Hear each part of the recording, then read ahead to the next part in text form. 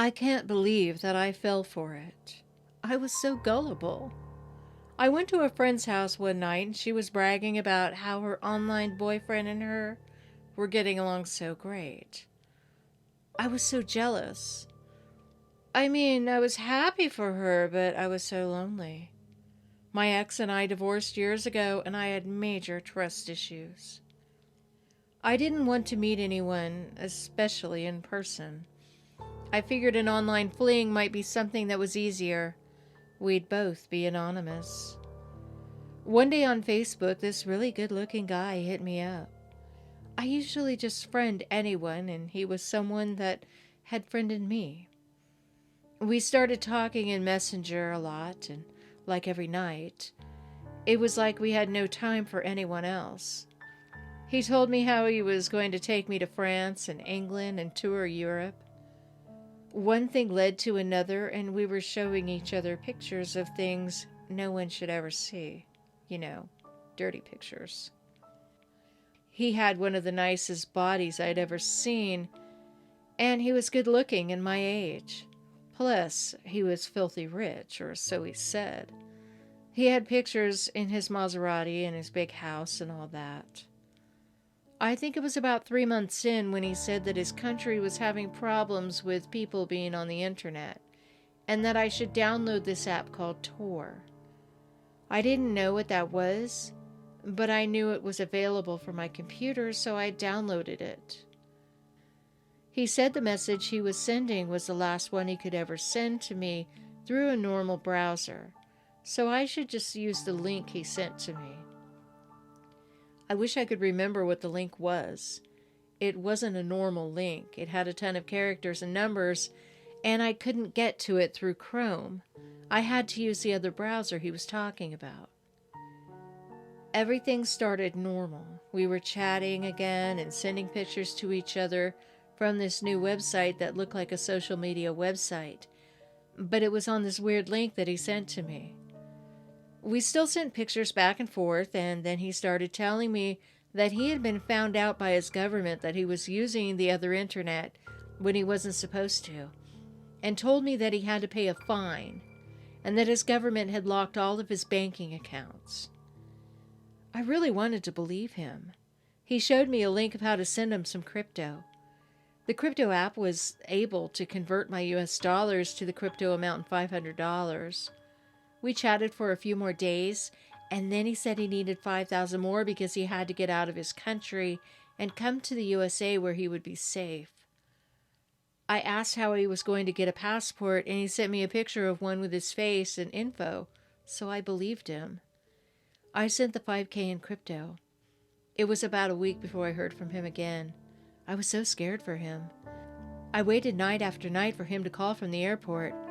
Then I got a call from him, supposedly from France. He said he had been in an accident and that he was stuck in France. They wouldn't let him leave unless he paid his hospital bill. He sent a picture of himself in the hospital and he was all bandaged up. I was crying. I was so scared for him. So I sent what he requested. I cleaned out my savings and sent about $25,000. I know, I was crazy. I didn't have anything left for me.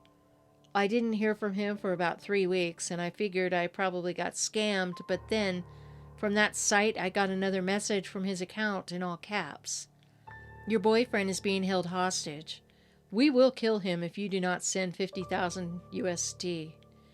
They sent a picture of him all beaten up and tied up in a chair.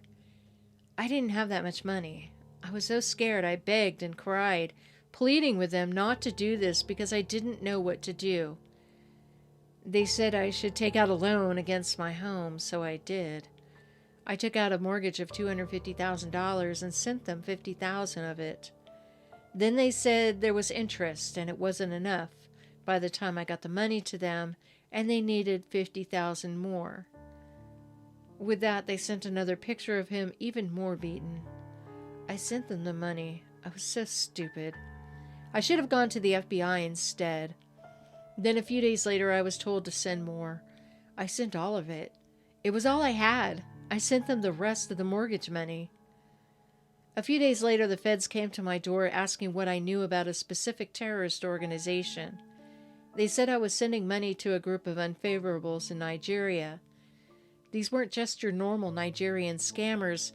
These were people tied to terrorism. I showed them everything, and I wasn't arrested.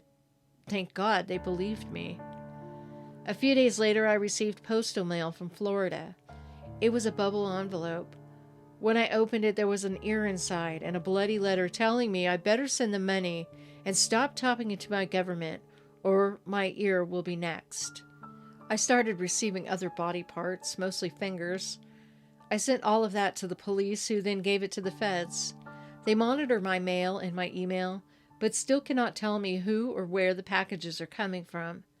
Every day I get pictures of body parts sent to my email saying it is from my boyfriend, and that they are running low on pieces. Sometimes I even get more pieces in the mail. One day the feds came knocking on my door and told me the pictures of my boyfriend were fake and that he was a ringleader of a scam organization that sends money to terrorist groups. They said the body parts sent to me so far were of different people and none were from my boyfriend. They said he was scamming me and that other women all along. They showed me where the pictures really came from.